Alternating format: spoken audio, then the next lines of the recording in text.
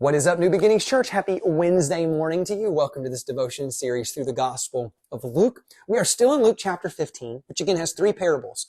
The parable of the shepherd who loses one sheep and goes to find it. The parable of the woman who loses a coin and sweeps and cleans to go find it. And then the parable of a dad who has two sons. And one goes wandering, and he's extravagant in his love to go get the kid back into the home. But remember, the beginning of this parable says it was a dad who had two sons. And so today I want to talk about that second son, because this is where Jesus takes a twist from the first two parables. The first two parables were like, hey, if you lose something that's valuable and you find it, you rejoice. I mean, that's just common sense.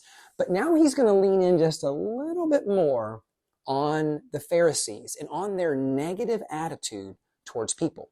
And the way that he's going to do that is he's going to actually compare the Pharisees to this older brother, the one that stayed home, but he's got an attitude. Here's what it says. It says, meanwhile, the older brother, the older son, was in the field. And when he came near the house, well, he heard music and dancing. And he called one of the servants and said, hey, what's going on?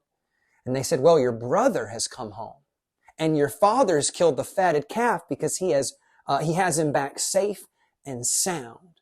Now, again, if you'd lost your little brother and then he had come home, you'd think the older brother would be like, oh, awesome, we found him.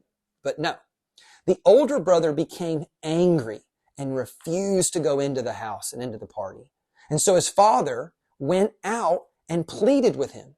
But he answered his father, look, all these years I've been slaving for you, and I've never disobeyed your orders. I'm sure that's not true. Yet you never gave me even a young goat so I could celebrate with my friends. He sounds kind of whiny. But when this son of yours, he's not even my brother, when this son of yours has squandered your property with prostitutes, he comes home and you kill the fatted calf for him. And the father's response, this is so important. Let's pause here. Let's talk about the problem with the older brother. The problem with the older brother was he had a poor attitude. He didn't recognize that he got to live with the father all the time. He got the father's blessings all the time. He got the father's, kind of wealth and the benefit of what dad had built. He got that all the time. And yet he's kind of whining now. Now, here's what's interesting. Historians would say, well, when you divide the inheritance between kids, if the younger kid comes back home and then the dad dies, maybe they're going to split it up again. So maybe this older brother's thinking about the money. And so whatever reason, this guy has got a terrible attitude. He does not care that the sinner has repented. He's just looking at what it might cost him.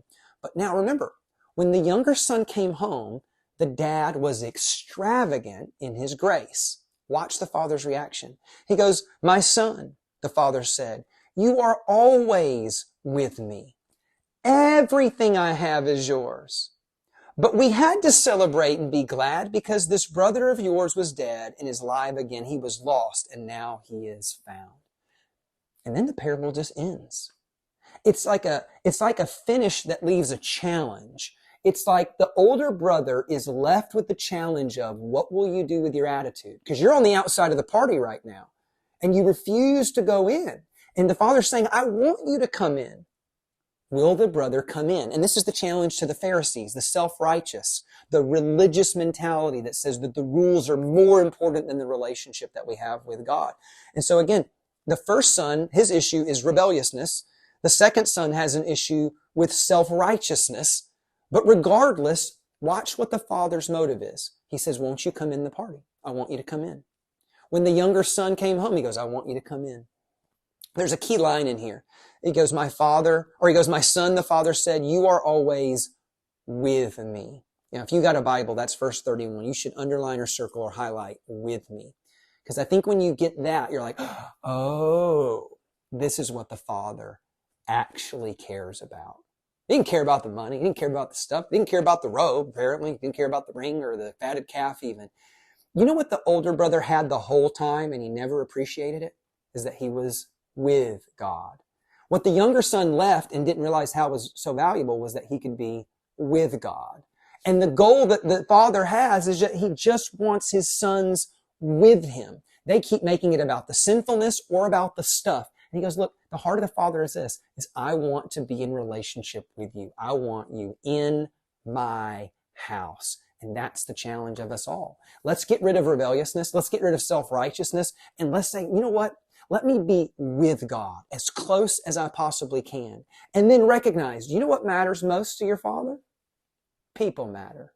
Because if just one kid comes back home, we are going to celebrate. Because what the religious people they were calling sinners, Christ looked at and said, no, that is valuable to me. So, Christ followers, let us all have that same heart and attitude. Let us love God so that we can be with Him. But let us love people too, so that we can draw them closer to our Heavenly Father. Church, I love you so much. God bless you. I'll see you tomorrow.